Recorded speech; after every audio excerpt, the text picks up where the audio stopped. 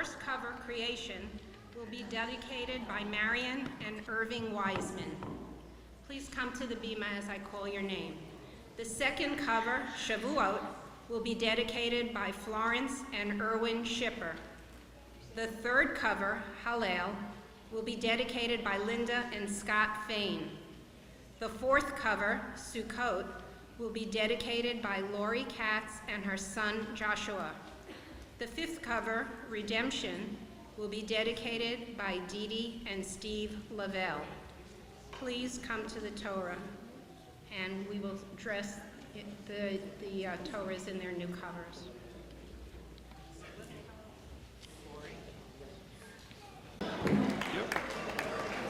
So for the first cover, Creation, we call Marion and Irving Wiseman for the dedication.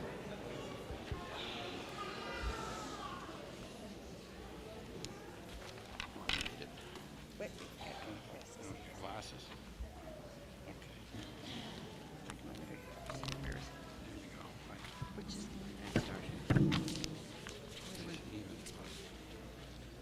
Even if our mouths were bursting with song as water fills the sea, and our tongues overflowing with joy as its multitude of waves. Now you read this.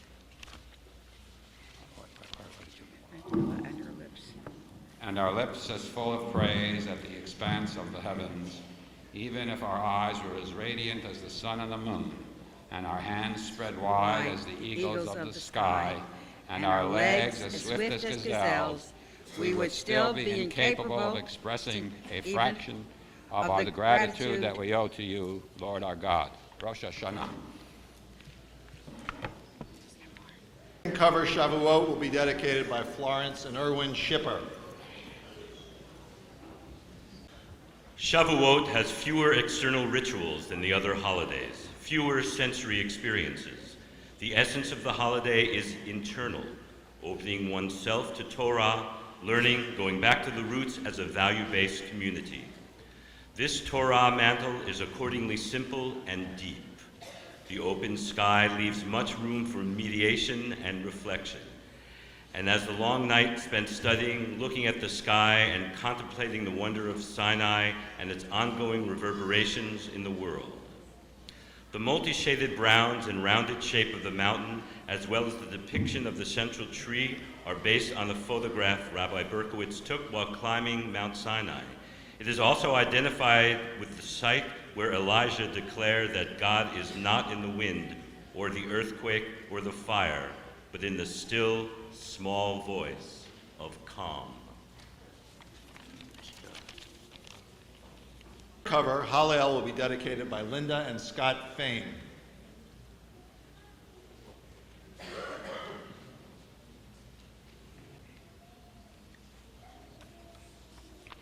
The word hallelujah, the refrain of many Hallel psalms, floats boldly at the top of the design. This mantle can be used any time Hallel is recited. Miriam the prophetess and all of the women celebrate their newly found freedom on the banks of the Reed Sea, singing one of the most joyous and spontaneous outpourings of gratitude and faith in the Bible. Then Miriam the prophetess, Aaron's sister, took a timbrel in her hand, and all the women went out after her and danced with timbrels. Exodus 15:20. Here, Miriam takes a public leadership role, leading the women in song and dance and signaling by her actions that these are appropriate expressions of gratitude and joy. Rosh Chodesh is traditionally a women's holiday when women gather, celebrate, and set aside work. This mantle recognizes that women are key parts of our history and our community. The fourth cover, Sukkot, will be dedicated by Lori Katz and her son Joshua.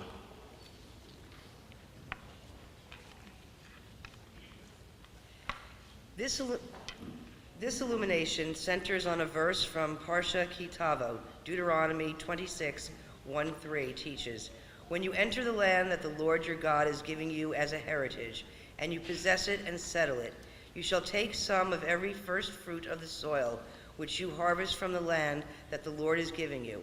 Put it in a basket and go to the place where the Lord your God will choose to establish God's name. You shall go to the priest in charge at that time and say to him, I acknowledge this day before the Lord your God that I have entered the land that the Lord gave to our ancestors to assign to us. Becoming mindful of the journey allows one to appreciate more fully the destination.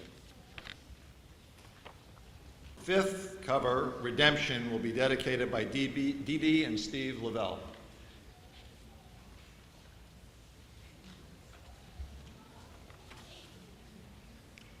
This mantle echoes the hope that closes the Seder next year in Jerusalem. It highlights the two levels of Jerusalem, the earthly and the idealized, heavenly one. The background is clustered with colorful dwellings of Jerusalem. The trunk of the tree, reflecting the spiritual nourishment, shows paler Jerusalem homes. The carob tree symbolizes humility and Torah. Thus, from a very modest fruit, creativity and learning flourish. All of these contribute to a rebuilt Jerusalem, both physically and metaphorically. The carob tree reminds us of Honi the circle drawer, a Talmudic figure and an elderly man who planted a tree for later generations to enjoy, even though he would not derive any benefit. Passover reminds us of our past, but demands us to be conscious of our role in future redemption.